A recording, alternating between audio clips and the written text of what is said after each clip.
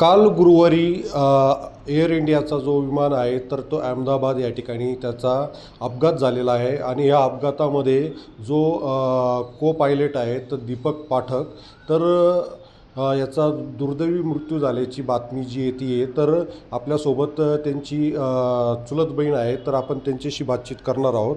मला हे सांगा की दीपकचं या विमान अपघातामध्ये मृत्यू झाल्याची बातमी येते तर दीपकबद्दल तुम्ही काय सांगाल?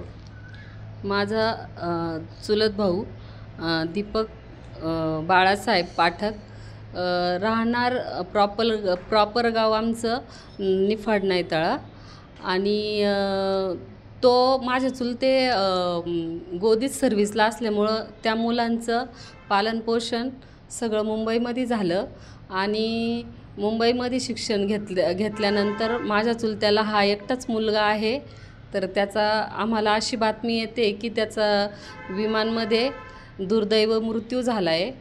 फक्त आमची एवढीच विनंती आहे की त्याचं काय झालं आहे कसं झालं आहे आम्हाला याची सविस्तर माहिती मिळाली पाहिजे। एकंदरीत आता DNA चाचणी झाल्यानंतर मृत्यूदेह ताब्यात मिळणार आहेत तर तुम्ही आता त्यावेळेस तिचं कधी जाणार? आता माझे चुलते आणि अजून आमचे भाऊ लोक सगळे तिकडे अहमदाबादला पोचणार आहे आणि पोचल्याच्यानंतर त्याचं DNA टेस्ट झाल्याच्यानंतर त्याचे जे बॉडी आहे ती आम्हाला ताब्यात घेतल्याच्यानंतर आम्ही लगेच सगळे इथून जाणार आहे। या निफाड तालुक्यातील नायतळे या ठिकाणी त्याची सासरवाडी आहे तर नेमकं कधी लग्न झालं काय काय सांगाल?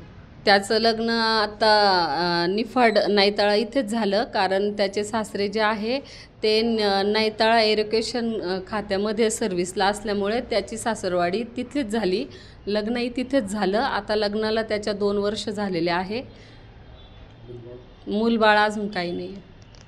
एकंदरीत पाहता दीपक पाठक जो आहे तर हा नाशिकच्या नायतळे ह्या गावातील असून आणि त्याची सासरवाडी तिथली आहे। मात्र आता दीपकचं ज्यावेळेस मृत्यूदेह ताब्यात भेटेल त्यावेळेस हे सर्व नातेवाईक त्या ठिकाणी अंत्यविधीसाठी जाणार आहेत। उमेश पारिक, TV9 मराठी, निफाड, नाशिक।